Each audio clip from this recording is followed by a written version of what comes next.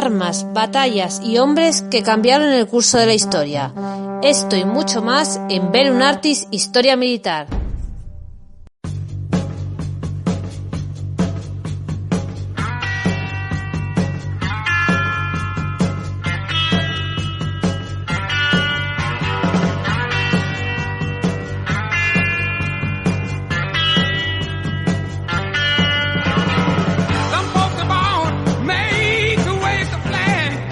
Vietnam, enero de 1966.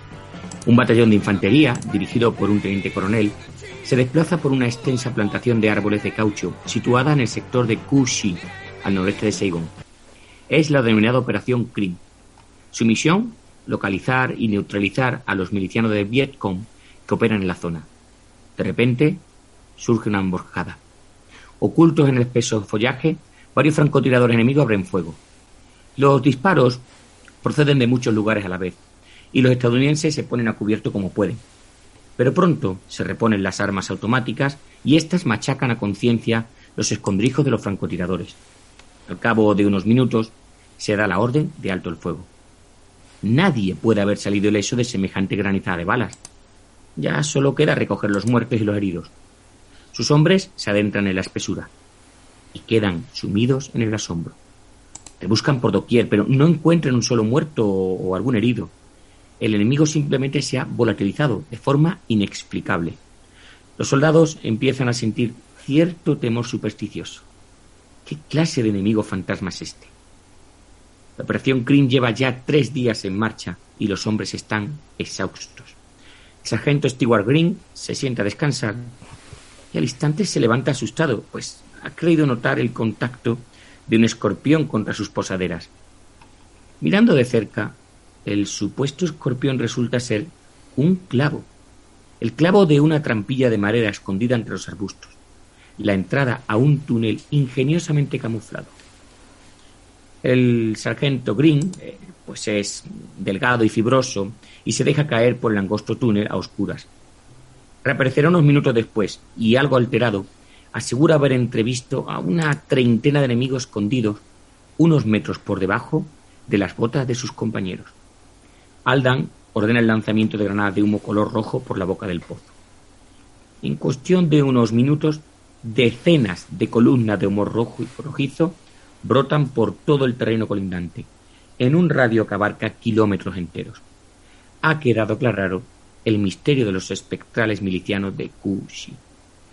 Hola y bienvenidos a Velum Artis, soy Esau Rodríguez y hoy estoy con Francisco y vamos a hablar de ratas de túnel, de ratas de guerra, ¿verdad, Francisco? Good morning, Velum Artis, sí, efectivamente, Esau. Tenía muchas ganas de empezar un programa así y vamos hoy a hablar de ratas de túnel en la guerra de Vietnam. Sí, la verdad que las ratas de túneles, se puede hablar de la guerra de Vietnam, o podemos hablar de ella desde las épocas incluso de Indochina. Los japoneses la sufrieron los franceses y luego la sufrieron, yo creo que un poco a conciencia los subvietnamitas, porque sabían de su existencia, pero no le quisieron decir nada a los norteamericanos. Tanto que, como cuentas tú, los propios norteamericanos tuvieron que sufrir en carne propia el descubrir qué era esto de las ratas de los túneles y cómo contrarrestar a los túneles, que ya veremos que son las famosas ratas de túnel. Efectivamente, este programa vamos a hablar de las ratas de túnel de la guerra de Vietnam, exactamente de las unidades australianas y estadounidenses que, no unidades, más bien soldados que se especializaron en este combate, ¿no? Esta forma de lucha subterránea debajo de la jungla. Sí, porque al principio sería como todo. Al principio empezó siendo un poco ad hoc, es decir, pues mira, fulanito, como hemos visto con este sargento, tipo fibroso, se metió, descubrió, pues mira, vamos a lanzar una granada de humo a ver qué pasa, y luego ya evidentemente pues surgieron unidades específicamente ya formadas con material específico para luchar contra estos túneles, pero ya adelante un poco, nunca conseguirán, porque esta es una estrategia, la de los túneles en Vietnam, que nunca podrá ser superada porque es más de lo que cualquiera puede imaginar. Es más, se retiraron los norteamericanos de la guerra y se encontraron que había habido túneles que nunca hubieran podido sospechar. Efectivamente, vamos a hablar de esos túneles que fueron apareciendo en la guerra de Vietnam. Y este programa, en primer lugar, tengo que agradecer al amo del castillo y creador del blog Castra Inusitania por dejarme usar sus imágenes, que muchas son inéditas, hechas por él, y nos van a servir para conocer mejor esta guerra Y también, tiene 5 artículos excelentes sobre esta materia que usamos de bibliografía, y voy a poner el enlace en la descripción del audio, del podcast, y en la descripción del vídeo, ¿vale? Por lo tanto, los oyentes y espectadores que lo estén viendo, pues pueden conocerlo más en profundidad en los artículos de Castra en Lusitania. Y también, Saúl, tengo que agradecerle este programa al que me dio la idea, ¿no? A Silvio, uno de los primeros Patreon del blog, que me comentó: ¿por qué no hablas de la guerra de las ratas? Dije yo, bueno, o ratas de guerra, ¿no? Y dije yo, bueno, no sé, yo sé poco, ¿no? Y entonces me piqué, empecé a mirar libros de Osprey, empecé a mirar ciertas cosas, que recomiendo los libros al final de Osprey. Y dije, pues me animo. Vi a Esaú, nos unimos a esta historia, y dijo, va, yo me meto. Y entonces vamos a empezar este viaje juntos por el subsuelo, ¿no? Por el subterráneo, por las selvas de Vietnam, o de Indochina, como queremos decir, porque vamos a viajar a la Indochina francesa un poco. A mí la palabra Indochina me gusta, me da esa reminiscencia, ¿verdad?, clásica, decimonónica. Sí. Y también, bueno, la Conchinchina, como le llamaban los españoles, porque tenemos un podcast, en Ver un Artist Podcast, sobre la expedición española y francesa a la Conchinchina, en la que comenzaría, digamos, la época colonial francesa en la Indochina. Ahí participó en España, en esa primera misión, que lo contamos en un podcast, que lo podéis buscar, y conocer un poco de la Conchinchina a la Indochina, y después de Indochina a Vietnam, ¿no? Esa sería la evolución del comienzo de la colonia francesa, el fin, y la intervención estadounidense en Vietnam, ¿no? Que no es el momento de contarlo, pero bueno, es interesante que sí que comienzan estos túneles justo en la época de la lucha contra Francia, ¿no? Digamos... Sí, digamos lo que se conoció como la primera guerra de Indochina. La gente que dice la guerra de Vietnam, bueno, para los vietnamitas es la segunda guerra de Indochina, por decirlo de alguna manera. La primera guerra fue su guerra de la independencia, su guerra contra la lucha contra la colonia francesa, el colonizador francés. Esta sería la segunda guerra de Indochina, o la guerra del Vietnam, si queremos conocerla. Pero como bien dices, sobre todo a partir de la retirada de los japoneses, o la rendición de los japoneses y la recuperación o reiteración de los franceses al territorio, pues la reconquista del territorio, pues es cuando los Viet Minh empiezan a, como se conocía a los Viet Minh en aquel momento, a los soldados, al pueblo que luchaba contra los franceses, pues empiezan a enterrarse. ¿Por qué? Porque la superioridad artillera, militar, evidentemente francesa, pues no pueden vencerla simplemente enfrentándose cuerpo a cuerpo. Así que, pues tomando quizá un poco de esa experiencia que habían tenido algunos antiguos veteranos de la Gran Guerra, porque algunos de ellos, por ejemplo, el mismo Ho Chi Minh había estado en Francia en los años 20 y había conocido a gente que había luchado en la Gran Guerra, pues dijo, pues vamos a excavar. Y además el territorio vietnamita es un suelo que es fácilmente excavable con las manos. Hay una serie de vídeos de YouTube que supongo que algunas personas habrán visto, donde un par de hermanos pues se ponen a excavar, no sé si lo has visto tú, Francisco, en una selva como esta, y con sus manos te hacen de repente un agujero donde excavan y se hacen una casa, y luego este terreno en un momento dado, cuando en las épocas secas, se endurece, y eso tiene la consistencia, vamos, del cemento armado, con lo cual es un terreno muy bueno para ser excavado, muy bueno para existir, pero evidentemente cuando llueve aquello se inunda, y ya veremos que esto lo sufrirán también los en este momento Viet Minh y luego Vietcong a la hora de intentar vivir debajo en estos túneles, porque la humedad, la presencia de animales, ya sea bichos, o sea, insectos, arañas, hormigas, 100 pies, incluso pues ya serpientes y otros animales roedores, pues va a ser común a lo largo de toda la guerra, lo cual pues da pie a entender que no eran unos sitios muy agradables, sí. De que sean angostos, oscuros, insalubres, etcétera, etcétera, etcétera. De hecho, para puntualizar un poco la naturaleza del terreno, el terreno en el que se construyen estos túneles es de llamado de laterita. Es una especie de arcilla con elementos ricos en hierro, y digamos que en momentos que está húmeda o momentos de lluvia monzónica es muy fácil de escarbarse. Perico, con la misma mano, incluso con una herramienta de pala de madera muy básica, se puede excavar, y luego cuando aquello se seca, pues evidentemente se solidifica, como le pasó, por ejemplo, en la batalla de Tarawa, ¿verdad? La famosa escena en que decían que los japoneses pues tenían unas estructuras hechas con troncos de palmera y con coral que la artillería americana no era capaz de atravesar. Pues es la misma consistencia. De hecho, una vez que seca, endurece y se convierte casi en una roca. Y lo interesante de este sistema de la laterita es que normalmente los combates en estas selvas se producen en la estación seca, es decir, en la estación monzónica, o cuando llueve, en la estación de la lluvia, no se solía combatir, es decir, la guerra se reducía un poco como en el invierno, ¿no? y sería en verano, cuando ya esto estaba seco, cuando las cuevas eran casi un búnker. Ya veremos después cómo había que destruirlas, porque es casi como el hormigón una vez que está endurecido. Sí, eso no hay manera, vamos. Es más, los americanos llegaron a hacer pruebas, no sé si nos dará tiempo a hablar algo del podcast, pero ya lo comento. Podían lanzar, tenían unas prácticas, lanzaban bombas de 1000 libras, que sabe que son las de 454 kilos, no le hacían nada, un proyectil del 105 milímetros tampoco le hacía nada, y uno del 155 le hacía algo a un túnel que tuviera, pues yo qué sé, a una profundidad de unos 8 pies, siempre y cuando acertara justo en el sitio, si no, ni se enterara. Hay escenas, por ejemplo, de la batalla de la colina hamburguesa, donde la aviación lanzaba napalm, estos hombres se metían bajo tierra y el napalm ni les afectaba, porque evidentemente el napalm quema el terreno, no afecta, por lo cual es muy, como bien dicho tú, es puro mineral endurecido que hacía pues que el soldado, en una situación evidentemente muy desventajosa, lo que hemos dicho, de salubridad, pero que le daba esa sensación de seguridad, de decir, me puedes lanzar todo, que a menos que justo caiga un proyectil, ya digo, el 155, no me va a afectar. Y como bien ha dicho, son túneles de cientos de metros, de kilómetros, algunos de decenas de kilómetros, que bueno, pues me voy moviendo, me voy desplazando y voy evitando estos ataques aéreos. De hecho, cuando hablas de decenas de kilómetros, es interesante recordar que se hacían un sistema de cuevas intercomunicadas. La más famosa, y entre poblados, sí. Es la famosa Cuchí, que está cerca al sur de Segón, si no recuerdo mal, que es el sur. Tiene 200 kilómetros de galerías. Bueno, tenía 200 kilómetros de galerías y fue el mayor sistema, digamos, de comunicación. Digo comunicación porque se utilizó en algunos momentos para el transporte de munición, transporte de suministros. De hecho, en Cuchí había salas, digamos, con unos hospitales, otras salas servían de dormitorio para los soldados, y funcionaba como un sistema de búnker. Realmente era un búnker de low cost, ¿no?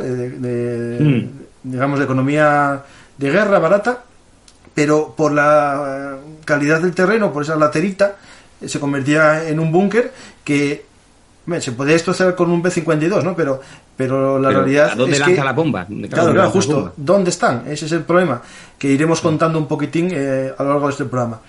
Pues sobre esto yo siempre me viene a la cabeza que está muy parecido la táctica a la que realizaron los japoneses en la batalla de Iwo Jima, cuando crearon todo el sistema de túneles, aprovechando en parte los túneles naturales de la lava, ¿no? En Iwo Jima, y también los escarbados, y al final era una fortificación, porque la ceniza, al igual que esta piedra, es muy dura y aguanta bien la vibración de la explosión, ¿no? Como veremos más adelante.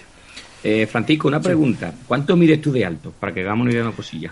Yo 1,80. ¿Quieres saber cuánto medía de media uno de estos túneles? ¿Uno de los hombres del Vietcong o del ejército americano? No, ¿cuánto medían estos túneles de altura? Unos 75 centímetros menos, un poco menos, 75 o 70. 1,5. O sea, tú tienes que meterte por un hueco que mide algunas veces 80 centímetros, hasta 1,5 metros de alto, y de ancho iba de 80 centímetros a 1,2. Claro, pero es decir, hay que entender... el soldado medio americano, que puede tener tu altura, porque el americano siempre tiene una constitución más grande, no entra en estos túneles. Claro. Y si entra, va a estar un poco curioso la cosa. ¿Vale? Iremos viendo imágenes de cómo iba un poco agachado en este sistema de cuevas que naturales, no, cuevas artificiales, que fueron haciendo el Viet Minh y después el Vietcong y el ejército norvietnamita a lo largo de la guerra. Es verdad que el mayor complejo, ese de Cuchí, está en Vietnam del Norte, ¿no? Cerca de... No, en Vietnam del Sur, en Saigón. Estaban pegados a la capital de Vietnam del Sur. Sí, Saigón, claro, verdad. Sí. Claro, o sea, y fíjate tú que lo tenían en casa. O sea, fíjate tú, a 40 kilómetros de tu casa, decirte, no, ahí hay 200 kilómetros de túneles. Pero, porque los del sur, yo creo que sí se daban cuenta, pero que no querían meterse directamente. A ver, las quejas que había al principio de Estados Unidos con sus aliados de Vietnam del Sur, que son muchas, como que no eran muy buena ayuda. Sí. De hecho, hablaremos después de los que usaron de ayuda, que no eran exactamente de Vietnam del Sur. Vamos a comenzar, yo creo que... ¿Te parece bien? La introducción la tenemos un poco... ¿Algo más que comentar así a modo de introducción? No, yo creo que ya hemos dado unas pinceladas. Lo que vamos a hablar, podemos ya seguir un poquito, unas poco de guión. Y vamos a ver que, si te parece, pues volvamos otra vez al Viet Minh y comencemos, si te parece, por Indochina. Yo creo que sea lo suyo, ¿no? Has comentado algo de que empezaron en el año 46. entiendo que lo que estaba diciendo al principio pues no sería algo tan bueno como veríamos al final de la guerra de Vietnam, ¿verdad, Francisco? No, eran pequeños, digamos, galerías al estilo de un zulo intercomunicado, pero no una verdadera red de cuevas o de búnkers, sino más bien pequeñas extensiones, es decir, a lo mejor un túnel de 15 metros con una pequeña galería y una pequeña cámara o dos, un almacén de armas y otra a lo mejor para pasar una noche los rebeldes, los miembros del Viet Minh. Pero después sería ya cuando empieza un poco en el 54, ¿no? Esa guerra que tuvo ya con Francia ya abierta, en la que sí que empieza a haber una mayor inversión en esta red de túneles por parte del Viet Minh. Pero ya será en la década de 60, ¿no? Cuando el Vietcong, que es el que, digamos, los comunistas, ¿no? O comunistas que viven en Vietnam del Sur y que son de Vietnam del Sur, efectivamente, con apoyo también a lo mejor de elementos militares o paramilitares de Vietnam del Norte, pero digamos que son los que están en Vietnam del Sur, comenzaron a hacer ya en secreto o con la vista un poco de lado de Vietnam del Sur, ya galerías que completaban unos 200 kilómetros más o menos, que sería esto que narra de Cu Chi, lo que narra el texto que leíste al comienzo del programa, que descubrieron sin saber muy bien que existía este sistema y se sorprendieron de lo que había ahí abajo y comenzaron a tomar en serio este problema, ¿no? Este problema que implicaba no solamente que te disparasen por la espalda y apareciesen de repente, sino que se podía perfectamente transportar suministros, hospitalización de heridos. Tenía muchas posibilidades este sistema. Recordar que existía el gran sistema de Cu Chi, pero también pequeños cuevas de estas por todo el Vietnam. Es decir, casi era como podemos decir un queso gruyere debajo de la selva, y por lo tanto era casi imposible descubrirlo.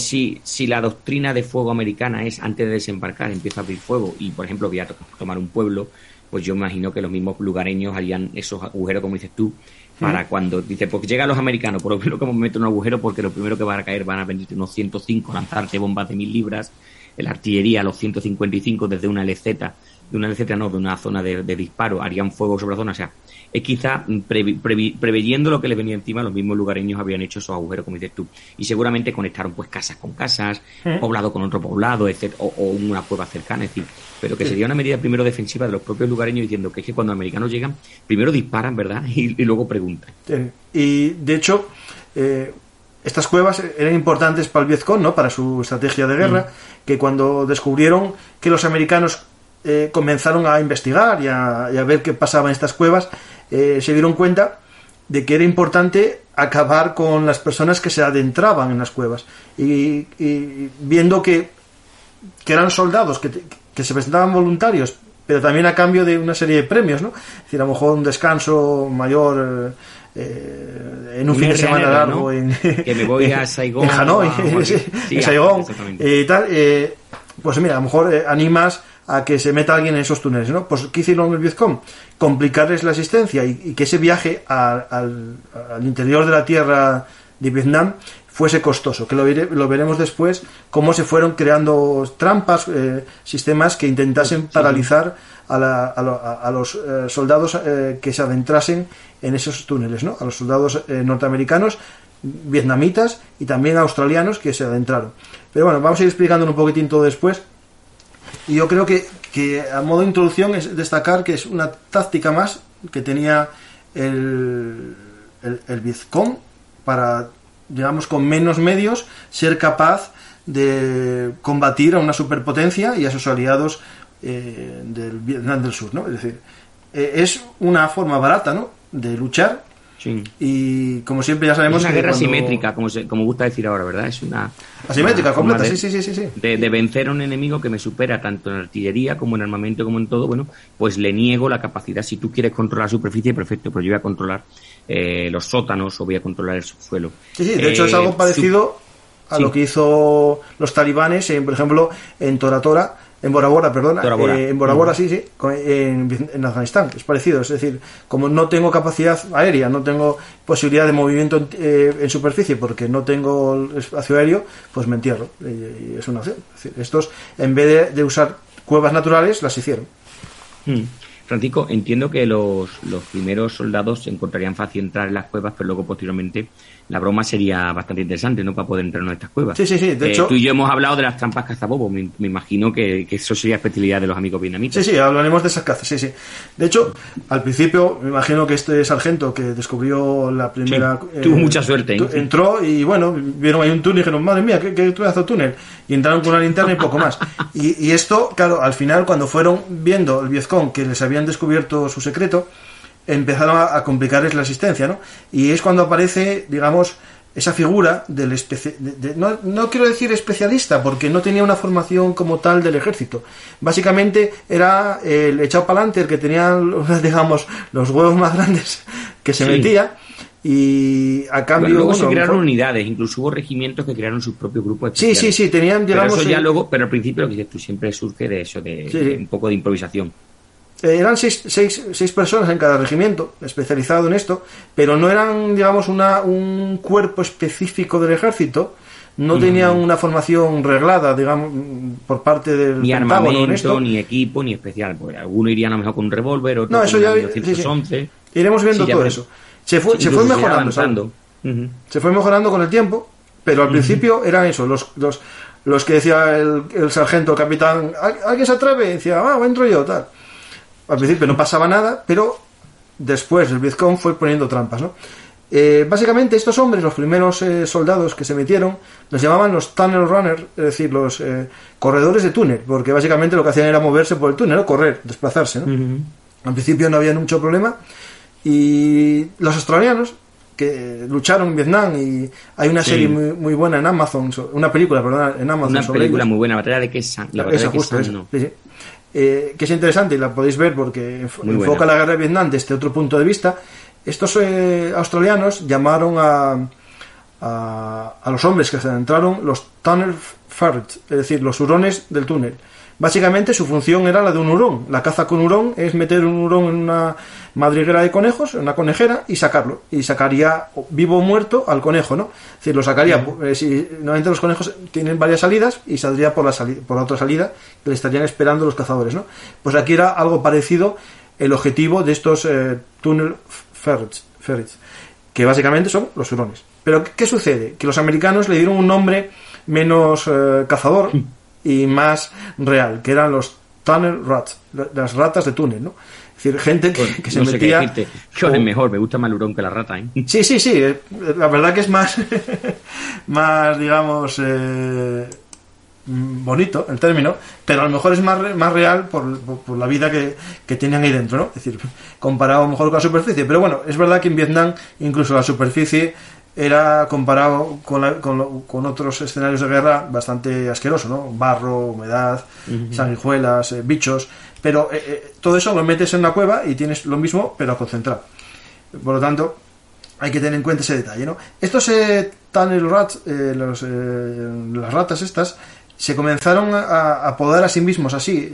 Al principio eran los voluntarios, después estos 6 hombres de los regimientos que se especializaron un poco en ese tipo de guerra, y tenían un lema que es non gratus annus rodentum, es decir, no vale un culo de rata. Es decir, sabían perfectamente que ellos, su vida era prescindible, era prescindible completamente. Las ratas tenían más valor que ellos, y este fue el lema, que lo tenemos aquí. Si queréis ver la propia escudo, tenemos un emblema no oficial que se hizo de estas unidades, ¿no? Estos hombres, los tunnel rats, al principio fueron aprendiendo por su cuenta, es decir, no tenían una gran formación. Sí es verdad que en Estados Unidos se intentó enseñar un poco. Hay un vídeo en YouTube que, si buscáis tunnel rats, veréis... A ver, mientras está hablando lo voy buscando yo, venga. Sí. No, el tema es que no ponga sonido, que está en inglés. Bueno, no, tranquilo, pero yo voy viendo... Ese vídeo es un vídeo de estos de formación o de propaganda de Estados Unidos, en el que se ve este campamento de Fort Polk, y vemos cómo eran las cuevas supuestamente de formación. Eran cuevas entibadas, como de madera, con tubos de corrugosos, estos que tienen acero corrugado, que tienen ondulaciones, y bueno, era un simulacro de lo que podía ser un túnel de Vietcong. tenía 30 metros de largo en forma de Y para que hubiese una bifurcación, aprendiesen a hacer giros, pero claro, cuando vemos el dato que este tubo tenía 122 centímetros de diámetro y los túneles más grandes, ya te he dicho que mucho tenían menos. 76, por lo tanto no es un buen entrenamiento, ¿vale? Pero bueno, al menos les dieron cierta formación a algunos. Francisco, Dirty Secrets of Vietnam, de Tunnel Rats, efectivamente. Pero es que es precioso porque te lo ponen con madera y con todo, cuando los túneles estaban hechos con tierra y poco, ¿sale? Sí, pero es que me imagino otros ratas de túneles llegando a Vietnam diciendo, esto no es lo que me han enseñado en Estados Unidos. No, claro, los que estaban en Estados Unidos ya lo conocían, pero claro, una vez tenéis un artículo tú en el blog, me parece, que era tuyo, Saúl, que hablábamos de la rotación, ¿no? De los clics. Al final no había casi veteranos, salvo suboficiales, porque todos se marchaban rápido, ¿no? A los famosos, a los 12 meses me voy, sargento, no me haga usted salir de la tienda, que me quedan 2 semanas para irme, ¿verdad? Parece el típico meme. Pues estos Tunnel Rats fueron aprendiendo muchos por su cuenta, y su misión, ¿no? La misión principal no era matar a los que estaban en el interior. Su misión era explorar, investigar y hacer un servicio de inteligencia de lo que podía haber, ¿no? Es decir, lo primero que tenían que hacer era una especie de mapa de ese túnel y después destruirlo. Veremos que no era así de fácil. Primero hay que entrar en el túnel, ¿no? Es decir, ¿cómo se entraba en este túnel? Es decir, a ver, como elefante en cacharrería, poco a poco, hay alguien esperándome en la puerta.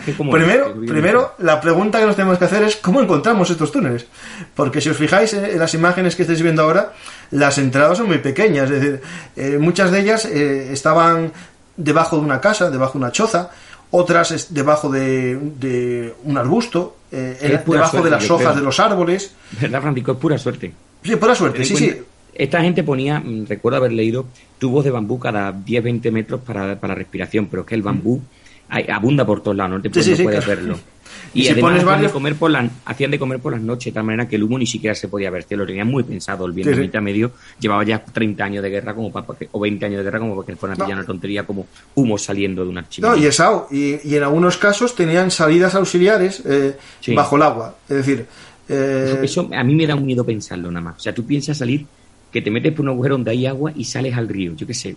Sí. Tú sales por ahí, tenía una especie de como los desagües nuestros de los baños, un sifón. Métete por un tubo, haz una U y sales y entra lo mismo, para entrar por el mismo sitio. Solía ser una salida de emergencia, más bien, porque tú imaginas esa gente mojada dentro de esa cueva, era una salida de emergencia, básicamente. No te sacas en la vida, vamos. Y después te explico por qué también se hacía bajo el agua, no solo para que no se viese, sino por otro elemento que tenemos que ver ahora, ¿vale? Es decir, para las explosiones, yo creo que lo leí para el tema de ¿cómo se localiza estos túneles? Venga, cuéntame cómo. Vale, básicamente, el primer método, vamos al método fácil, ¿no? El método fácil es tener unos perros entrenados para oler personas, y con ese sistema puedes encontrarlos, ¿vale?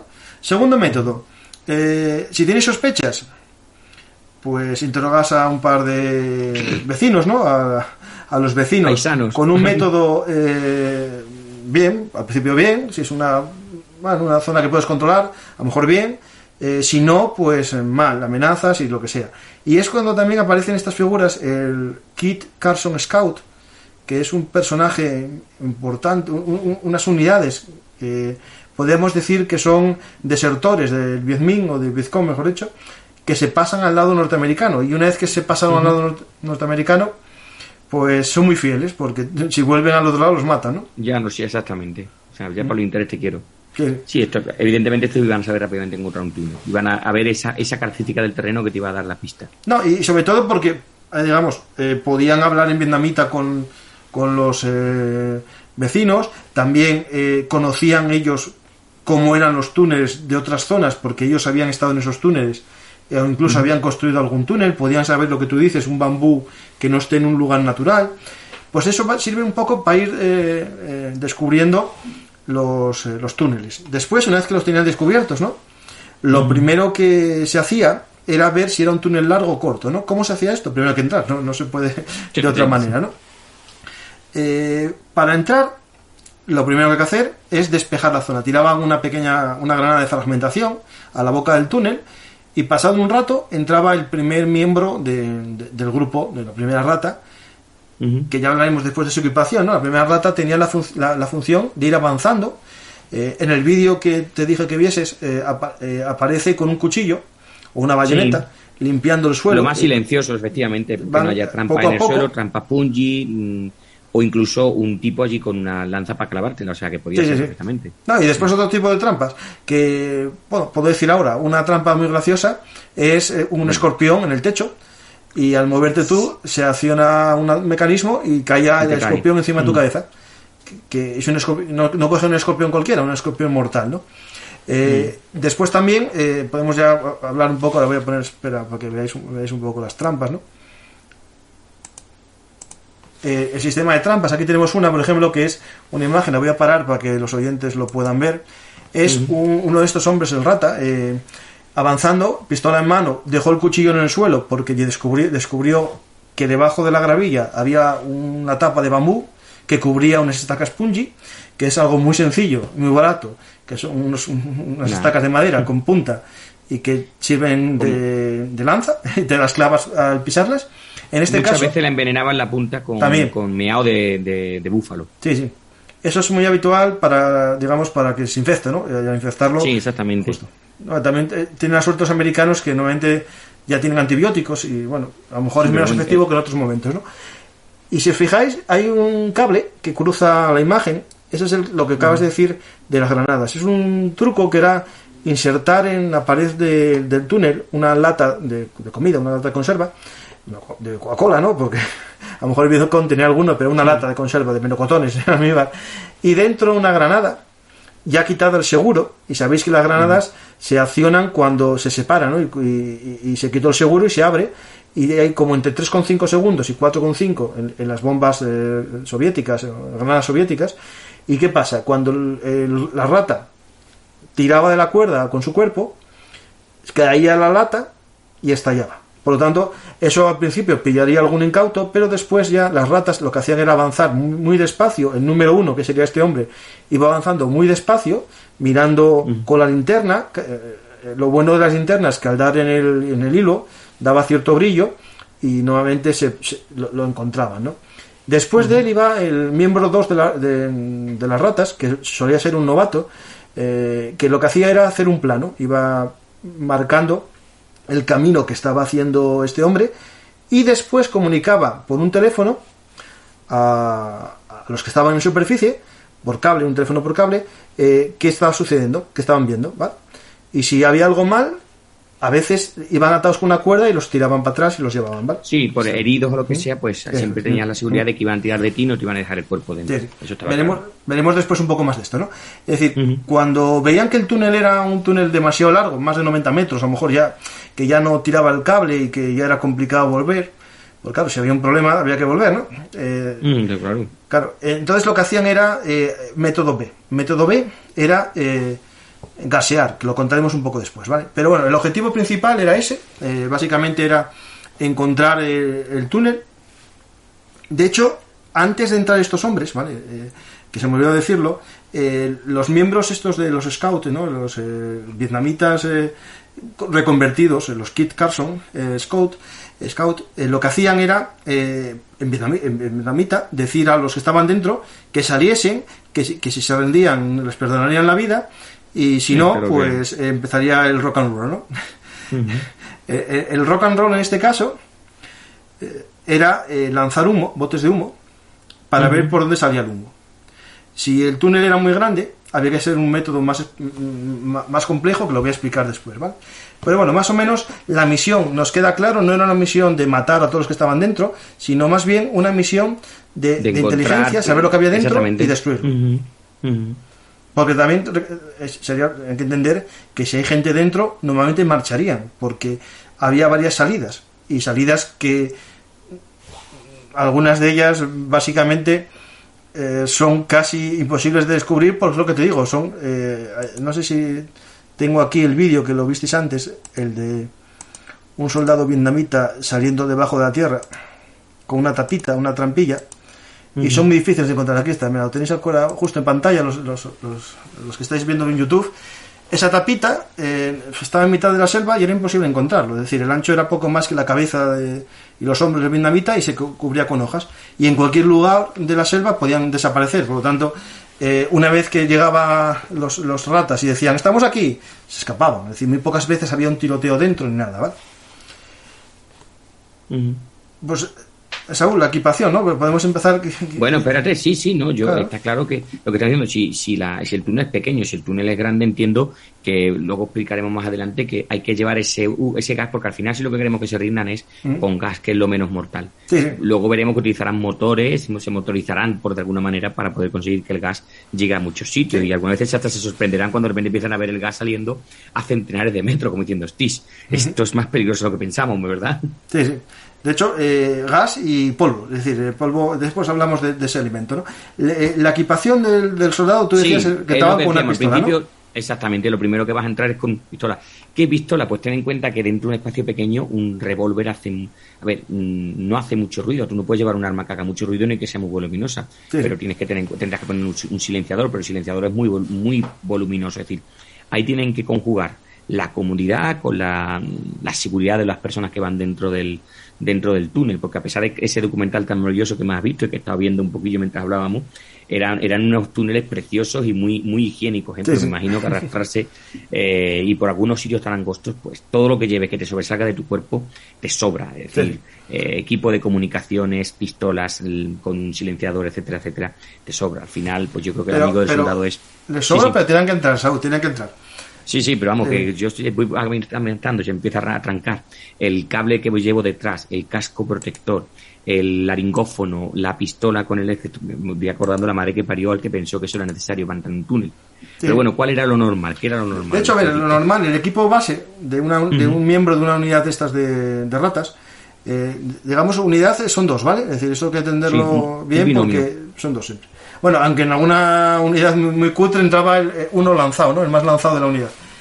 Básicamente podemos decir que eran dos máscaras antigas. Hablaremos después de estas máscaras porque son un teléfono de cable, un TA1PT, una bobina de cable para unir este teléfono con los que están en superficie, dos brújulas lensáticas, es decir, unas brújulas, las típicas con tapa que vemos en todas las películas de guerra, dos linternas modelo MX991/U, esa que es en forma de L, que es típica de las guerras de Vietnam, seguro que te suena. Sí, de estas que tienen además diferentes tipos de visores para que sea luz roja, verde o blanca, sí. Aquí están viendo imágenes los que estáis siguiendo en YouTube, y cuando vea justo la linterna, lo veréis, es una linterna verde, ¿vale? Sí, después tenían sondas de 30 a 90 centímetros para, digamos, ir buscando el bambú, buscando esas trampas que les iban poniendo, dos bayonetas o cuchillos cavar, que son los cuchillos famosos de los marines. Los marines. Aquí tenéis ahora la lámina con todos los elementos que estáis viendo. Mira, los tipos de armas. Espera. Se fue. Sí, un poco es que este sistema no para el ejército. Sí. Después tenían palas de trinchera, granadas, todo general. Granadas de CS, que hablaremos lo que es, y también esas detonadoras, ¿vale? No es lógico lanzar una granada que pueda demoler el túnel al que vas a entrar, ¿vale?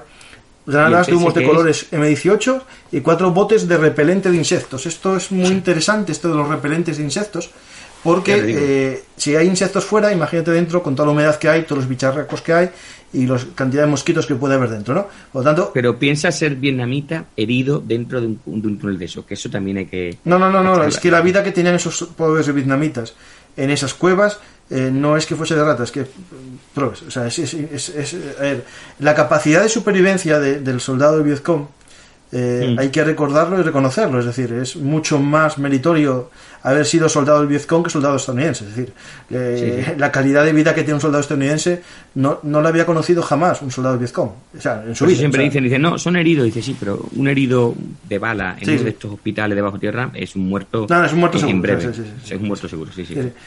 Hablando de armas, aquí está la linterna para que la están viendo los que están en YouTube, ¿vale? Se me para justo cuando aparezca una pistola. Bueno, muy bien. La brújula está apareciendo, ¿no? Están viendo justo ahora mismo lo que estuve comentando. Las pistolas al principio usaban, digamos, el arma más característica del ejército, que era la Colt 1911A1, una arma de calibre 45 ACP, es decir, un arma contundente, un arma que tiene un poder de parada interesante, de 240 grains. Esto hay que entenderlo. En 1911 surge, y si quiere, pues Francisco recoge un poquito de agua, surge cuando el americano medio se empieza a enfrentar en Filipinas contra los mambises, que resulta que cuando vienen hartos de todo y le disparaban con su famoso Colt, pues que no los mataban, tío. Que no es que le rebotara las balas, pero que por más que le acertara las balas y tuvieron que descubrir un nuevo arma, que es cuando surge el Colt 1911 con el calibre 45 ACP, que es muy parecido a lo que los españoles sí habíamos llevado en su momento para vencer a los filipinos, pero claro, como nos echaron de allí y no nos preguntaron qué armamento teníamos, pues se encontraron que sus pistolas, que servían muy bien para matar a indios, en las películas por decir algo, pues que en Filipinas no servían. Entonces cuando surge esta munición, y tiene un gran poder de penetración y de parada, pero claro, lo que estamos diciendo, demasiada quizá para una cueva tan pequeña, ¿verdad? Sí, no, ya que primero, el que te viene de frente no va a venir corriendo, no es importante frenar la inercia de ese ataque, ¿no? Porque esas armas que tú dices son para los ataques de arma blanca, cuando una persona te va con un machete, por ejemplo, un moro que como se llamaba los rebeldes musulmanes en Filipinas, eran los moros, tenían el grupo insurgente moro, justo, tenían la costumbre de atacar a machete y había que matarlo de un tiro porque si no seguía corriendo, es decir, con varios tiros te puede llegar una persona y matarte, ¿no? Esto en una cueva no tiene sentido, porque primero no va corriendo, segundo, la detonación rebota en todas las paredes de la cueva y el eco, la onda expansiva hacía que muchos soldados tuviesen que ser baja por sordera. Es decir, o ya no una sordera, sino una tinnitus, un pitido que le imposibilitaba seguir en la cueva, ¿no? Es decir, eso es lo primero. Sí. Entonces, ¿qué pensaron? Usar silenciadores. Al principio asociaban a un Colt de estos un silenciador, pero era una pedazo de arma demasiado grande. Empezaron a usar... hablando de no un revólver, un arma de 5 o 6 balas que suele llevar un... al principio el Colt le pusieron, después usaron revólver. Pero entonces ya es una pedazo de... ¿sabes? El revólver. Estamos hablando de una cosa que se te pone así de larga como mínimo. Sí. Después usaron el Smith & Wesson modelo 10 y el Colt Police Positive Special, que son armas del calibre 38, más pequeñitos. Pero justo para a una persona que está en una cueva herirla y que no avance, valdría... Es que eso le dejas en la cara a alguien y lo matas. Es historia, ¿sabes? Justo. Que en la cueva tienes muchas posibilidades porque solo está agachado y lo que se ve es la cabeza, ¿no? Sí. Empezaron a usar esto, ¿por qué? Porque el revólver no se encasquilla, ya que tienes pocas opciones de disparar, que no se encasquille en un barro metido por ahí es importante, y también porque la munición estará más ligera, menos subsónica, es decir, más subsónica, menos ruido, y también el revólver en sí pues tiene menos sonido que el Colt, ¿no? Es decir, ya por función. ¿Qué pasa? Que empiezan a darle vueltas a la cabeza y empiezan a hacer un kit que ya apareció varias veces en el vídeo. Es un kit llamado Tunnel Exploration Kit, que lo crea una compañía, la Limited Warfare Laboratory, que diseña un arma y un conjunto de, digamos, de moda para entrar en el túnel, ¿no? ¿Por qué digo de moda? Porque hasta ese momento el soldado entraba con la ropa normal de selva y como eran muy amplios los pantalones, para ir a rastras no eran muy buenos, usaban cinta americana, como MacGyver, para hacer, digamos, el pantalón más estrecho y poder deslizarse por los túneles. Pues este kit de exploración de túneles estaba formado por un revólver Smith & Wesson modelo 10, el que visteis por ahí en una cartuchera blanca, muy grande. También tenía esta es otra, la que estáis viendo ahora es una sobaquera, es otra que viene después. Tenía un visor, una especie de linterna justo en la parte de arriba del revólver, es decir, lo que ahora es normal en las armas que tengan un puntero láser, pues aquí se les ocurrió meterle una linterna. Después llevaban una linterna de minero, de las que usan todos los mineros en todos los países. Y tú y yo, como hijos de minero, conocemos. Efectivamente, ¿no? Mi abuelo fue picador y se metía por túneles de estos pequeñitos. Es decir, las minas no son todas entibadas. Hay minas, pasillos, galerías muy grandes, pero donde está el tajo es muy pequeño. Es más pequeño que estas cuevas que estamos hablando del Vietcong, ¿vale? Es decir, que un minero aquí estaría en su salsa. Sí. El sistema de comunicación, bueno, pretendía ser moderno. Tenía comunicación ósea, es decir, transmitía el sonido no por la oreja, sino a través del hueso del cráneo. La linterna se accionaba con una perola que tenías en la boca metida, es decir, lo que tenías en la cabeza de minero lo llevabas metido en la boca y cuando mordías se encendía o se apagaba. Sí, eso eran manos libres. Las manos, no tiene que, exactamente, es un mano libre muy básico. Y después tenía un sistema que también estaba bien pensado, que en vez de ir con el cable de 30 metros o 40 metros arrastrado, llevabas una bobina en la espalda, como una especie de rollo de pesca, y cuando ibas avanzando se iba alargando y cuando retrocedías se iba encogiendo. Es decir, sí que tenía un avance este sistema de túnel. Mira, aquí tenéis una imagen, justo ahora mismo se está viendo el sistema. Veis la lámpara metida en la boca del interruptor, todo el sistema de comunicación, y aquí veis a lo mismo. Es decir, es que no me para aquí. Tenemos a un soldado que acaba de salir del túnel. Y es que no sé qué pasa el sistema que no. Bueno, a los oyentes, que la técnica de este sistema de transmisión no me permite parar las fotos. Se veía bien, visteis la figura, que tenía todo un sistema de comunicación en la cabeza, y en la espalda se veía el rollo.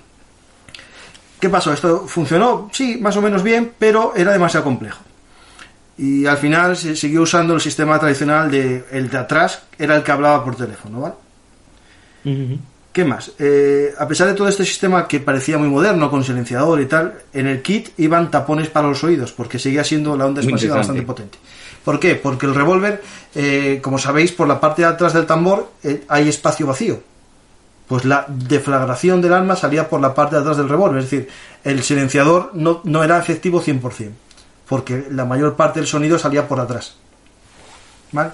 Entonces aparece el revólver silencioso, que sé que tenéis en la imagen ahora mismo. Es un revólver que lo creó una empresa, Aircraft Armaments de Baltimore.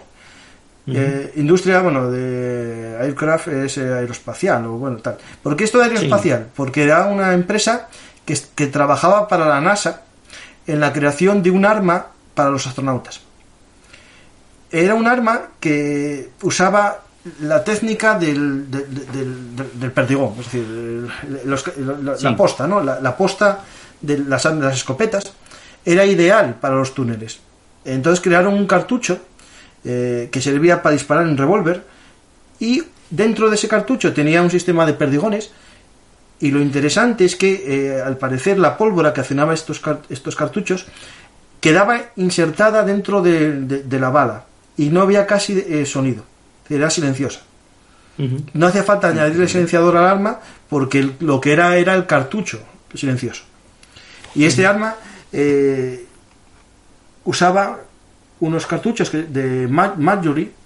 El Marjorie es esta arma que está justo ahora mismo aquí. ¿La veis? Un revólver corto de 44 Magnum, el Magnum de Harry el Sucio, versión corta. Eso es una mala bestia, vamos. Sí, pero usaba estas armas pero de cañón, ¿vale? Corto, de 2 o 4 pulgadas, entiendo, ¿no? De 29, modelo 29, es el Wenson. Sí, no, pero digo el largo del... el más corto que haya, es decir, un dedo, no sé cuál exactamente. El 2 es el que utilizaba, digamos, la típica imagen de la gente del FBI de los años 60 que lleva un revólver pequeño, es el de 2, para que no hagamos ni idea. Vale. Y el de 4 es la pistola que llevaba un policía de calle. El más corto que tú veas, el más corto. 2, el de 2. Sí. Pues ese le metían estas balas de... Qué mala bestia. De específicas, que tenían 15 bolitas de Mallory. El Mallory es un acero con tungsteno. Imagínate la dureza que tenía este material, ¿vale? Es decir, la idea era buena. Era un arma pequeña, manejable, y que barría todo el túnel. Digamos que por muy mal que disparases, algo dabas. No, lo que dices tú, lanzas una lluvia de perdigones, algo la aciertas, y más en un espacio tan pequeño. Y después incluso se practicó con algún arma corta, unas carabinas que recortaron, escopetas de posta que recortaban, pero el arma que se creó solo se hicieron 6 unidades, ¿vale?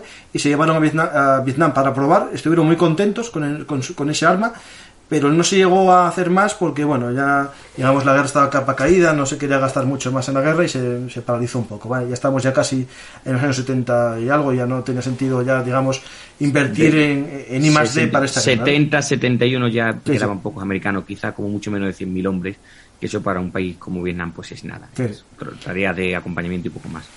Pues esto sería cuando entraba el hombre, ¿no? Pero a veces, cuando el túnel era muy grande o había sospechas de que era muy grande, se utilizaba una técnica que era el gaseado. A ver, aquí lo primero que tengo que explicar no era meter un gas químico. ¿Por qué? Porque ponías en peligro a tus hombres. Es decir, había que usar un método primero, para descubrir las salidas de los túneles. Para eso se echaban botes de humo y a ver dónde salían. Cuando eran muy grandes, esto era más complejo. Entonces empezaron a probar, primero, un sistema que sirviese para encontrar todas las salidas del túnel y, si fuese posible, para vaciar el túnel. Es decir, usaban humo o una sustancia lacrimógena, como era el CS, que era un micropolvo, no eran gases, eran micropolvo, por lo tanto se desplazaba en el aire, a base de clorobencilodeno malonotileno.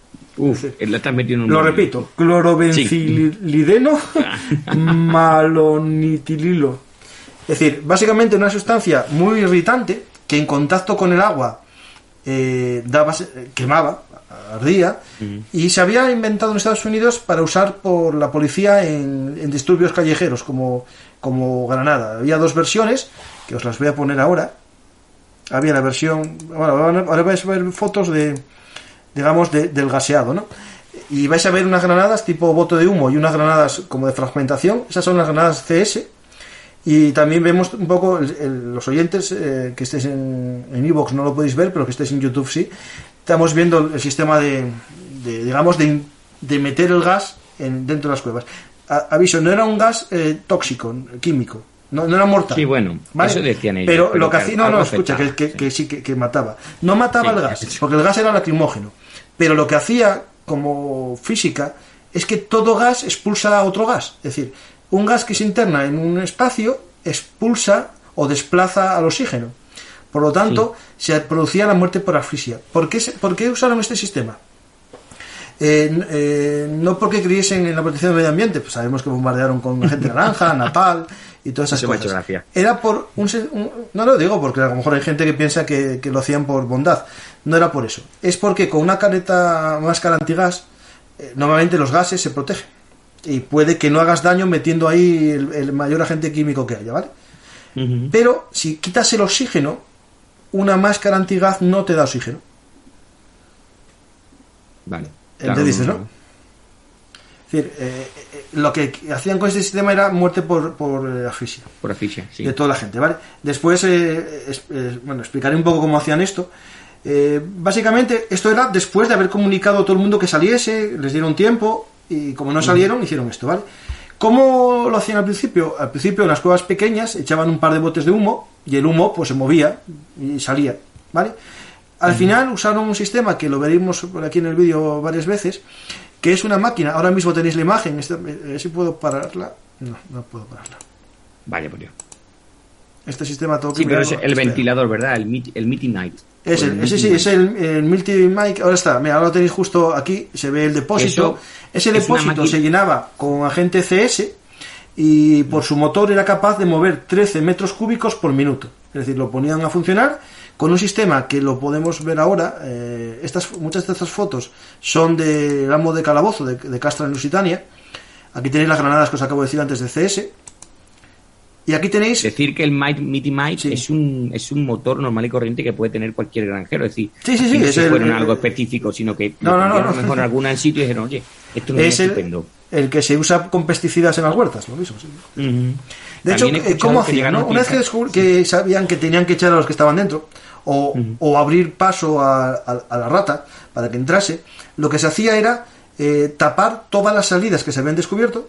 Importante esto, porque primero echas humo, lo mueves y sale, tapas todas las salidas que haya, pones un retén de guardia en cada salida, y lo que hacían era con un poncho, por ejemplo, un poncho del soldado, cubrían la entrada principal y las demás salidas con ponchos o con piedras o con lo que fuese. El poncho usaban justo la capucha como entrada de la tubería de este motor Might, lo cerraban con el propio cordón de la capucha y empezaban a insertar dentro de la cueva ese agente CS. El agente CS recordad, es una especie de polvo lacrimógeno que en circunstancias normales no hace nada, salvo mucho dolor. Que de hecho es importante recordar este elemento. Este agente CS, al ser un polvo, se quedaba en el suelo. Cuando entraba después el soldado norteamericano, se frotaba con los polvos estos pica pica y con el sudor que tenía se irritaba la piel como los vietnamitas, pero no tenía problemas porque lo voy a explicar ahora lo que va a hacer, ¿vale? Es decir, esto es una gente, digamos, que en sí no es mortal. Lo que es mortal es la concentración que desplaza el oxígeno, ¿vale? Entonces lo que hacían era cubrir todas las entradas, usaban, por ejemplo, de nuevo la cinta americana, parecen todos MacGyver aquí, la cinta americana esa para cinta cerrar. americana sirvió para todo, ¿eh? Para todo, sí, yo te lo digo por experiencia. ¿Qué hacían? Gaseaban, pasaba un rato, un tiempo, veían que ya se había hecho su función porque salía... Esto, aunque, es importante recordar que este gas no huele, ¿vale? En circunstancias normales es un olor, pero en las granadas que se usaban, granadas policiales, el elemento que explota y que dispersa el polvo sí que huele y se podría oler. En este caso, como se mueve el agente por el motor, es inoloro. Entonces dejaban pasar un tiempo. Pasado un tiempo, que ya era prudencial, se sabía que los que estaban dentro no podían sobrevivir, se metía aire puro. Se usaba el mismo motor para meter aire puro y permitir que el soldado americano pudiese entrar con su máscara para que no se irritase los ojos, pero pudiese respirar el oxígeno que hay en el túnel, ¿vale? Más o menos esta sería la función normal. ¿Qué pasa? Que el Vietcong saben también, son listos, es decir, sí, al principio le pillaría sorpresa, ellos no tienen I+D, digamos, de este patentado, ¿no? Pero tienen una capacidad. Voy a buscar a ver si encuentro la imagen. Espera, un segundo, que ya aprendí a manejar esto de las imágenes. Aquí tenemos el sistema antigas del Vietcong, ¿no? El Vietcong hacía de nuevo un sifón. Ese sifón dentro de la cueva, imaginar un túnel de 50 metros, de repente hacían un sifón, lo cubrían con agua y cuando había un ataque de gas, el gas llegaba al agua y se paraba. Claro. Entonces, incluso si hay una explosión de una granada, la onda expansiva también se para en el sifón. O sea, es maravilloso para todo. Aquí los oyentes, los que están en YouTube, están viendo el vídeo de ese sistema, que es una infografía de Amo del Castillo, en el que se reproduce perfectamente este sistema de filtros, ¿no? También, a veces lo que hacían era en un túnel poner una pared de bambú cubierta con barro o con un plástico que consiguieron de Estados Unidos o de cualquier sitio y cubrían la entrada la entrada a una sala o la entrada a un pasillo con este sistema de bambú y plástico. Hacían como, digamos, contrapuertas que paralizaban el avance del gas, ¿no? Y nada más sobre el sistema este de gases, yo creo que nada más. Sí, comentar que en un momento dado incluso se llegó a probar con motores de helicóptero. Es decir, se cogía un helicóptero, bajaba y se conectaba una manguera directamente al rotor del helicóptero que le imprimía más aire cuando era una cueva tan grande que el motor, el MIT no era suficiente para suministrar suficiente aire. O sea, ya estamos hablando de la potencia de un helicóptero, que puede imaginar la cantidad de aire que puede suministrar, ¿no? Eso del helicóptero lo hacían también para oxígeno, pero sobre todo para meter una sustancia explosiva, es decir, ya lo explicaré después, también metían un líquido inflamable para hacer una especie de napalm dentro de la cueva. Eso se usó una vez también, cuando eran cuevas a lo mejor muy grandes, porque la función ¿cuál era? Es decir, todo esto era para vaciar la cueva, ¿no? Y una vez que hemos vaciado la cueva y hemos sacado... Eso, justo. Entró ya el agente, la rata, investigó sin posibilidad de que matase a nadie. Documentos, armas... Descubrió documentos, descubrió que hay 50.000 minas ahí, las sacó, las voló fuera, ¿vale? Y ¿qué hacemos ahora, no? Pues ahora vamos a la fase de explosión, ¿no? Vamos a explotar el sistema. El objetivo, tenemos aquí una cueva, ¿no? Estas cuevas hay que demolerlas, ¿vale? Los americanos al principio empezaron a experimentar, a lo mejor lanzando un par de granadas, vieron que no tenía casi efecto, y los expertos en demolición hicieron unas fórmulas matemáticas para que las patrullas estas de destrucción de túneles no tuviesen que matarse ahí a complicaciones, y más o menos serían estos cálculos, según los artículos que leí. Más o menos la profundidad, para cada 3 metros de profundidad, ¿vale?, se necesitaban 2 libras de explosivos, es decir, unos 900 gramos por cada 30 metros de túnel, centímetros de túnel. Es decir, si yo quiero, cuando estamos hablando de volar un túnel, no es volar todo el túnel, es volar las entradas y volar un poco el pasillo superior, ¿no? Pues más o menos, si yo quería destruir un túnel que estaba a 3 metros de profundidad y quiero destruir 30 centímetros de longitud de túnel, necesito 900 gramos. Eso implica, más o menos, por ejemplo, un túnel medio, que para, por ejemplo, voy a hacer unas letras, un túnel de solo 5 metros, que equivale a unos 16 pies de Estados Unidos, sería necesario 15 kilogramos de explosivo para destruirlo. Mucho. Si eso lo multiplicamos por un túnel superficial, a lo mejor de 100 metros, tenemos que destruir bastante túnel, ¿vale? Hombre, también aquí la función de la rata, ¿cuál sería? Yo me imagino, vamos a hacer un túnel en forma de T, ¿no? La parte superior está a 2 metros de la superficie y hay un túnel de descenso a una galería. A mí no me interesa destruir todo el túnel, me interesa destruir el codo de unión con la T, ¿no? Sí, en ese caso lo que da acceso. Entonces ahí se internaban los explosivos, ¿vale? Para evitar que se perdiese fuerza con la onda expansiva, que eso es muy importante, se ponían sacos terreros en las bocas que tú habías detectado. Habías detectado 5 salidas para que la onda expansiva no perdiese potencia, taponabas las salidas y detonabas, ¿no? El oyente creo que lo entiende así muy bien, sí. Porque es un tema de física, ¿no? La fuerza que se pierde yendo hacia un lado no va hacia el otro. Y como el agua siempre va a lo fácil, la onda expansiva va a lo fácil. Es más fácil ir hacia el aire que ir hacia un objeto duro, ¿no? Por lo tanto, tú tenías que dirigir la explosión con los sacos terreros, ¿vale? Básicamente, al principio, el sistema que utilizaban, saldrá por aquí, son las famosas satchel cargas, ¿no? Cargas satchel, cargas de mochila o de Makuto. Son estas que justo tenemos aquí. Espera, ya la perdí. Este sistema muy bonito, pero espera, a ver, ahora lo puedo encontrar, ahora justo lo encuentro. Aquí lo tenemos justo. Al principio era una mochila normal del ejército, un Makuto de estos del lateral, modelo 85, que se le llenaba con TNT. ¿Qué pasa? Que el TNT produce efectos químicos y tal, y para explosiones en lugares cerrados, que esté la gente cerca, los tuyos, no mola, ¿no?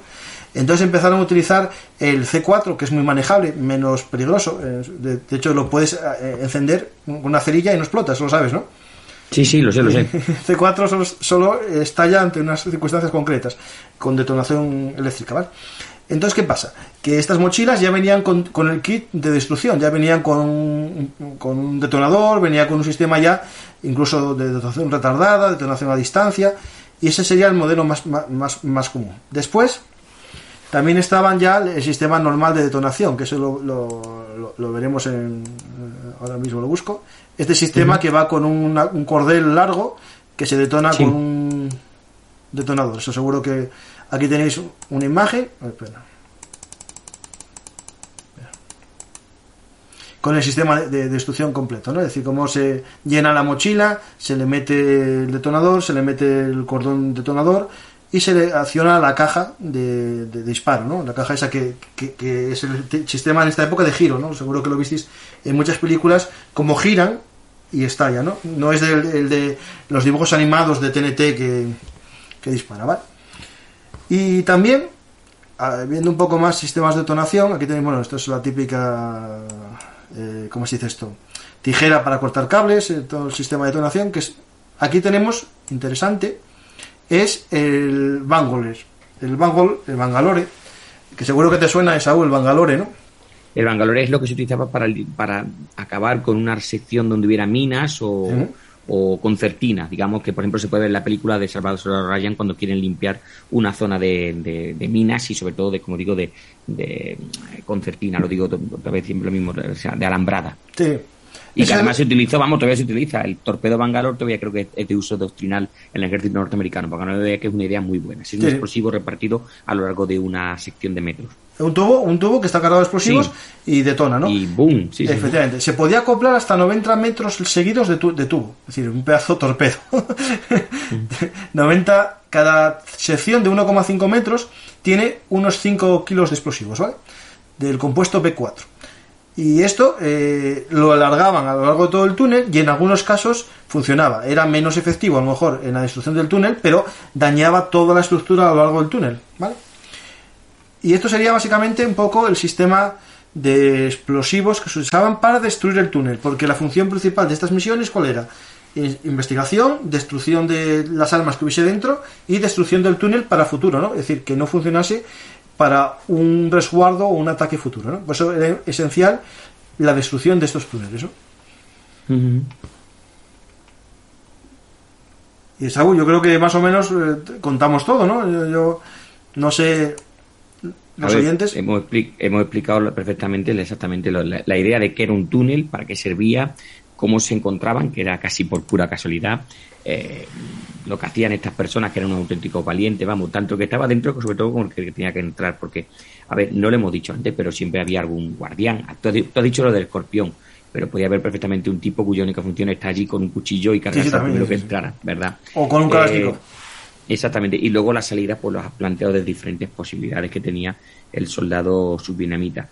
Este era el último refugio que tenía un soldado para salvarse, pues de lo que estamos hablando. Es que en superficie la muerte era segura, porque tú lo he comentado antes y tú lo sabes también como yo. Una misión de búsqueda y destrucción de un norteamericano es como te encuentre a alguien, le voy a lanzar $20,000 en explosivos en menos de un minuto, ¿verdad? Uh-huh. Siempre había una zona de artillería cercana con cañones del 105, del 105, bombarderos F-105 sobrevolando la zona, con lo cual yo sé que estamos muy bien en tierra, pero por debajo de tierra se está mucho mejor, ¿verdad, Francisco? Sí, sí. No, y estas ratas de túneles, lo hemos dicho, al principio fueron muy... fue algo anecdótico, fue algo de circunstancias, luego se fue mejorando y luego acabó la guerra, porque debemos decir que después de la ofensiva del 68, 69-70 es cuando Nixon, sobre todo a partir de la batalla de la colina hamburguesa, que recientemente he estado leyendo sobre él y haciendo un podcast, a partir sobre todo de la colina hamburguesa, el pueblo norteamericano dijo hasta aquí. O sea, es cuando Nixon dijo aquello de vamos a vietnamizar la guerra, lo cual es un poco absurdo si estamos hablando de Vietnam. Y por eso para el año 70-71, lo comentaba antes, ya había muy pocos soldados norteamericanos, sobre todo lo que volvían a haber asesores como en 63-64. Quizás si lo hubiera dado un poco más, pues supongo que estos americanos, invirtiendo mucho dinero, ¿verdad? Y habían inventado esa pistola tan maravillosa que has comentado tú, pues hubieran inventado otro método, no sé, utilizar animales u otras cosas. Yo, por ejemplo, pongo un ejemplo, hubieran podido utilizar perros, ¿verdad? No, los perros que tenían no querían entrar ni uno en la cueva. Bueno, sí, pero hubieran buscado alguna raza. No, sí, pero bueno, los perros estos que tenían, digamos, los perros oledores, ¿no? Los que tenían como búsqueda, los intentaban azuzar para que entrasen dentro primero y no pero esos dicen que no va a entrar su padre, ¿no? Va a entrar su padre por ahí. De hecho, comentabas tú antes, perdona, me ha dejado con la duda con el tema de la salida por lo del agua. Es lo que estábamos diciendo, los sifones es para evitar la explosión y los gases, ¿no? La sobrepresión de la explosión y los gases, ¿verdad? Sí, no, el sifón tenía la función, primero, de que había dos tipos de sifón. El sifón en mitad del túnel, que era para evitar la propagación del gas que echaban los americanos. Sí, o una curva muy cerrada. Para también, para eso, sí. Exactamente. Sí. Pero después, a los gases no lo que hacían era, cuando se dieron cuenta que los americanos descubrían las salidas con el humo, usaron salidas subacuáticas, porque el humo no salía por ahí y podían ellos salir antes de que llegasen los americanos. O incluso también que era una vía de entrada, pero como vía de entrada a una cueva no tiene sentido, porque si vas a meter suministros explosivos y tal, se estropean, ¿no? Era una salida auxiliar segura, porque no, digamos, en un complejo imaginar de estos de Cuchí con 100 kilómetros de galerías tenías 20 salidas. Sabías que 10 iban a estar detectadas por los americanos, pero la salida, el plan Z, era esa salida bajo el agua que sabías que no la habían encontrado porque no había salido humo por ahí, ¿vale? Francisco, cosilla desagradable. Vamos a comentar un poco la vida dentro de un túnel. ¿Qué hacemos con los desechos normales del ser humano? ¿Qué piensa que se hacía? Eso que a mí las cosas esas me gustan cuando eso. ¿Qué hacemos con los desechos? Yo me metí a los americanos. Esto en Vietcong. A ver, puede haber dos opciones. Primera, enterrarla, pero como está muy duro, claro, no enterrarla, sí, pues sí, tocaría. Quemarla no. Se metían dentro de una vasija. La vasija se cerraba bien, se metía en un agujero en la pared y se cubría el agujero de la pared con barro. Pero cuando digo los restos, son los restos físicos y los restos humanos. Es decir, si moría un soldado, lo mismo. Tú no podías permitir que el soldado sacarlo. Entonces, los túneles que muchas veces se desembraban, de repente resulta que había cadáveres enterrados en las paredes. El olor quedaba ahí, o sea, a pesar de que tú lo cerraras bien con barro, te podías imaginar. Las cocinas estaban, funcionaban por la noche, con una chimenea, lo que hemos dicho, que se sacaba un poquillo, que producía poco humo, en fin. La situación era muy dantesca y poca gente podía aguantar muchas semanas dentro de uno de estos túneles. O sea, es como vivir en un submarino, pero más agobiante y con mucho más estrechamiento. Y bueno, allí había sala de armamento, como has dicho tú, zonas de entrenamiento, zonas de, como se ve en la película, ¿verdad?, de cuando éramos jóvenes y soldados, pues sitios donde el oficial de mando tenía su cuartel general, etcétera, etcétera. Pero no era... La gente no puede imaginarse que allí se podía tirar semanas viviendo allí. Era algo donde tú entrabas momentáneamente para escapar de un ataque o para preparar un ataque y poco, porque no es saludable, no es propio. Pero es verdad que les ayudó a ganar la guerra. Yo creo que sin esto el soldado vietnamita no podía haber luchado contra el norteamericano. Sí. De hecho, justo mientras estabas hablando de esto de las cuevas, se ven aquí un poco cómo eran estas cuevas, cómo estaban las habitaciones, en unos mapas, unos cortes, digamos, transversales de la tierra, y es interesante un poco para conocer cómo era la vida. Es decir, no vamos a entenderla jamás. Es verdad que a día de hoy, si un día viajamos a Vietnam... Tú y yo no entramos a ver una de esas cuevas. Entramos a ver unas cuevas. Yo no sé si entraré por donde enseñan los guías y entra cierta gente, que es justo esa ventanita sí, que vimos. Pero esa imagen que se ve, o sea, esa tapa que dices tú, mira, no me cabe el cuerpo, o sea, el torso se me va a atascar. Claro, porque yo no digo mi peso, porque es muy doloroso. No, pero tu 1,80 m ya te va a hacer... Mi 1,80 m más mi peso me hacía que mi masa corporal fuese igual que 2 vietnamitas medios.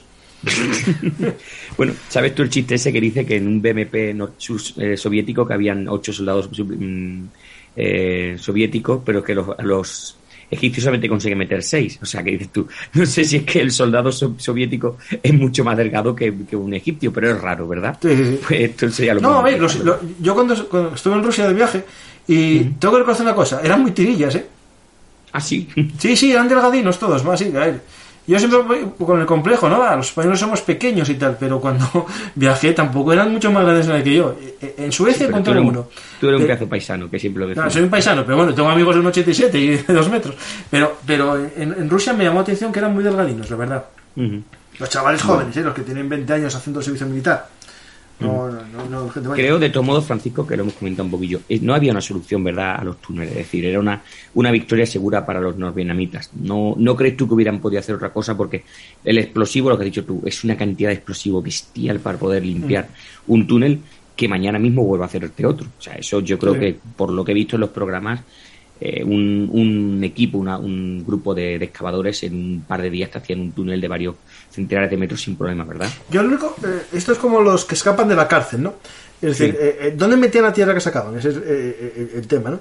Es decir, lo esparcirían en muchos metros, porque si tú haces una montaña de escombros, ya se sabe. Es decir, aquí contaban con la colaboración, me imagino, de los campesinos de la zona. Evidentemente. Muchos de ellos a los arrozales y demás, y allí ya no encuentra nadie más. Y lo usaban en los arrozales. Cogen un puñadín tú y otro, como las películas que van echando. Venga, tenemos que hacer unas presas para retener el agua. La gente sabe que el arroz pues se planta en terrazas, ¿verdad? Y necesitas una gran cantidad de agua y unas presas. Pues mira, de ahí sale la tierra. Punto. Sí. Entonces, igual que cuando las películas de la gran invasión, que iban metiendo en los bolsillos la tierra y la iban echando por el suelo, ¿no?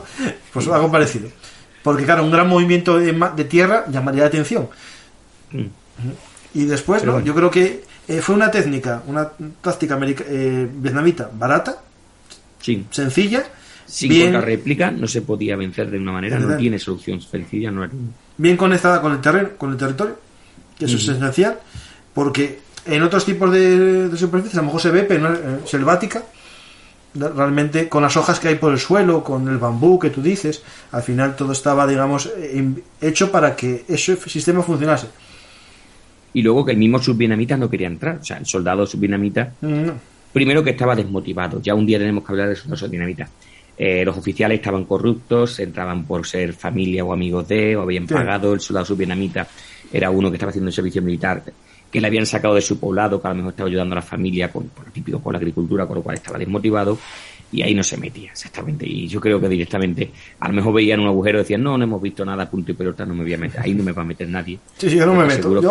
Yo no me meto. Que se metan dicho antes, había un voluntario, dice, bueno, que se meta el tonto americano voluntario, porque yo no me pienso meter. O el desertor Vietcong que iba a morir. Exactamente, de todas maneras iba a morir. Pues Francisco, al final... un método... al final... las ratas, ¿qué vida tenían, no? Por ejemplo, vida de ratas. ¿Había una media de vida o qué? Sí, la esperanza de vida, el porcentaje de bajas de estas unidades, bajas, entendemos, mortales o heridas, que te sacan del campo de batalla, era de un 30%. Tampoco es que fuese excesivamente alto comparado con las unidades de combate normales en Vietnam. Lo que sí, al parecer, según muchos estudios y bueno y la realidad y películas y documentales es que gran parte de estos soldados sufrieron brotes neuróticos y temas de depresión una vez acabada la guerra. Su herida era una herida psicológica. Un estrés postraumático, lo que luego se conoció, ¿verdad? Como psicosis de guerra, estrés postraumático, pesadillas continuas. Claustrofobia, dolor. Porque claro, en mitad de la cueva a lo mejor encontraban una serpiente. Encontraban un 100 pies, que hay unas fotos que es así, un 100 pies de 50 centímetros. Y yo creo que eso hace que... Eso te deja una pesadilla que te dura toda la vida, ¿eh? O un muerto, o acuchillas a alguien a oscuras. Es la típica escena de que se le apaga la luz, empiezas a lanzar cuchilladas y matas a alguien. Sí. Pues no, yo creo que Saúl está más o menos contado esta historia. Está más contado, sí, una historia no muy larga, de aproximadamente una hora, pero los que no hayan estado viendo los vídeos pues habrán disfrutado con estas imágenes que has podido ver, y sobre todo porque yo, mientras tú estabas explicando, yo no puedo verlo, yo estaba buscando en internet, y es una comodidad muy buena, decir. Explico a los oyentes, a los oyentes y a los que están viendo en YouTube, este sistema es un sistema de transmisión en directo, es lo que usan los youtubers y tal. Es un sistema en el cual yo puedo modificar el vídeo a la vez que hablo contigo, y entonces pero yo no lo puedo ver. No, tú no lo puedes ver porque estamos hablando por Zoom, ¿no? Estas son las nuevas tecnologías, es lo que hay. Yo a la vez que hablo contigo estoy editando el programa. Lo podemos transmitir en directo. A lo mejor un día, cuando yo tenga la capacidad de ser puntual, puedo hacer un directo como hacen los famosos youtubers. Esto es el sistema de los youtubers. Ya lo verás, te lo mandaré para que lo veas, el vídeo cómo está quedando. Y bueno, ahora nos vamos a ver las caras finalmente en grande, tú y yo. Y la idea, Saúl, yo creo que cumplimos el favor que te pedí. Ya se ha alargado mucho. El favor que te pedí, que era ser tú el presentador. No, encantado como siempre de estar contigo. Porque a mí es que me cuesta hablar solo, ¿verdad? Saúl, me cuesta, no me cuesta interrumpir a los demás, pero hablar solo... No pasa nada. Sí cuenta. Y nada, Saúl, seguimos, yo creo que contando historias, ¿no? Y vamos a contar más de Vietnam, porque sé que te gusta la guerra de Vietnam y puedes... Sí, de Vietnam hemos tenido... Los lunes, pues ya me va a dejar un poco de hacer publicidad. Hemos tenido una serie de sagas muy interesantes, como fue la lucha por la carretera, ¿verdad? No me acuerdo si era 451, donde pues hablábamos del ataque a esos equipos de camiones que iban por las carreteras y que también tienen que defenderse. Y hay unos muy interesantes sobre unos camiones que parecían sacados de la película de Mad Max. Los soldados norteamericanos le ponían M60 y le ponían armamento. Y hubo unidades especiales en sus M117 cuya misión era defender estos transportes.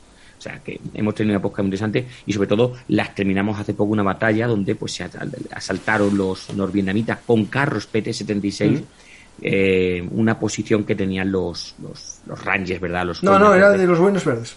Exactamente, los Rangers, los Boinas Verdes norteamericanos, muy cerca de Khe Sanh, lo que luego fue el asalto a la zona de Khe Sanh, cerca de la zona militarizada. Fue la primera vez que utilizaron PT-76, es decir, carros de combate, los vietnamitas norte, y a pesar de que los norteamericanos tenían un arma anticarro, que en este caso era el misil, el Low, ¿no? El Low, pues el problema es que no sabían utilizarlo, como se critica en un momento dado, lo utilizaban demasiado cerca, no daba tiempo que el proyectil se activara o se armara, y fue un problema, y al final pues tuvieron que acabar... no quiero contar al final, se puede leer, pues son varias entradas muy interesantes sobre una batalla bastante sangrienta, de hecho, porque no eran capaces de vencer. Esa batalla me recuerda a la película Boinas Verdes de John Wayne, que era lo mismo, una defensa de una base de los Boinas Verdes y con las unidades de sí, pero bueno, Boinas Verdes es una película de los indios y los vaqueros, pero vestidos de verde y... Sí, pero es la misma película, en la misma época justo, sí. Es una película muy buena, sobre todo porque sale un Puff, el dragón mágico, que es como se llamaba, a las cañoneras, y se puede ver una cañonera funcionando. Y es muy interesante en ese aspecto. Tiene una segunda parte que mejor la obviamos. Es decir, vosotros veis la película hasta que se acaba la escena de la batalla, del campamento, y no sigáis viéndola. Mi recomendación de cine de hoy. Pues nada, Saúl, cuando quieras hablamos de esas batallas de Vietnam o de tus cañoneras, que tienes ganas. Con este sistema podemos poner fotos. Te preparo fotos y vídeos y la puedes... Claro, y ya sabes cuáles voy a poner y vamos a ir avanzando. Espero que te haya gustado este podcast, Saúl, grabarlo, y cuando veas el vídeo me digas qué te parece este sistema. Muy bien, perfecto. A los oyentes y a ti, Saúl, muchas gracias. Nada, Federico. Ahora tomo yo la despedida. Muchas gracias, Saúl, por colaborar conmigo en este programa. Y a los oyentes os recuerdo que si os gustan estas historias habladas Podéis seguirnos en iVoox o en la plataforma de podcast que escuchéis, porque hace poco hay muchos seguidores que me comentan en iVoox, entran en iVoox solo a comentar que me escuchan en otras plataformas. Y también ahora estamos en YouTube. En YouTube da la ventaja de ver las imágenes que estuvimos hablando, y es otra forma de aprender historia. Hay gente que prefiere los vídeos, otros prefieren los podcasts, pero al final lo importante es el contenido, y este sistema nos permite las dos formas. Y para saber mucho más tenemos velunartishistoriamilitar.blogspot.com, nuestra padre, digamos, nuestra madre. Es la padre de todo esto, la madre de todas las historias militares, donde podéis leer los artículos de Saúl sobre la guerra de Vietnam, muy interesantes, y que os recomiendo que leáis, porque son transcripciones de documentos americanos de la época. Por supuesto. Que tienen Ojalá el pueda valor decir que son míos, pero debemos decir que son transcripciones de documentos históricos. Pero lo interesante pues que traemos esos documentos que normalmente la gente no encuentra, pues porque no se han traducido, no han sido interesantes, pues venga, lo traemos ahora y son para que la gente las pueda leer. Saúl saca de los archivos. Sí, son puramente del archivo norteamericano, además son públicos, son documentos de la página web del ejército norteamericano de tierra, o de la armada, o del ejército del aire. Sí, o sea, no, los derechos no son de sitios más extraños. Estamos bien, no nos van a cerrar porque son de los documentos de Estados público, Unidos. Sí, no, y las fotos, yo eso tengo cuidado con las fotos, las que son de los Estados Unidos, del US Navy, USMC, son libres de derechos. Y entonces hay una ley federal que establece que son libres. Otra cosa son los de Barras y Estrellas, esa es una revista, digamos, con derechos de autor. Pues nada, muchas gracias, Saúl. A ti, y a los demás os recuerdo que si os gustan nuestras historias, nos lo digáis, deis a me gusta en la plataforma que escuchéis, y también recordad que tenemos un sistema de micromecenazgo en patreon.com/velunartis, en la que nos podéis invitar a un bocadillo, un café o un sándwich para que recuperemos fuerzas después de esta historia hablada. Ya sabéis, Velum Artis Historia Militar es el blog de la historia militar. Muchas gracias a todos y hasta la próxima historia hablada. Luego.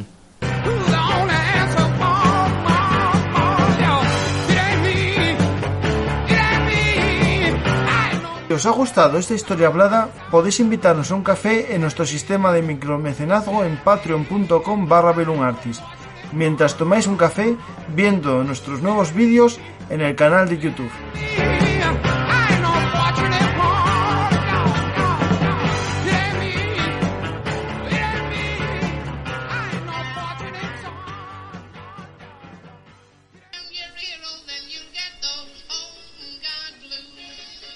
Ya sabéis, Velum Artis, historia militar, es historia hablada. Estamos, como siempre, en todas las redes sociales, pero recordar, ahora nuestra dirección es velunartishistoriamilitar.blogspot.com. No os olvidéis, Velum Artis es el blog de la historia militar.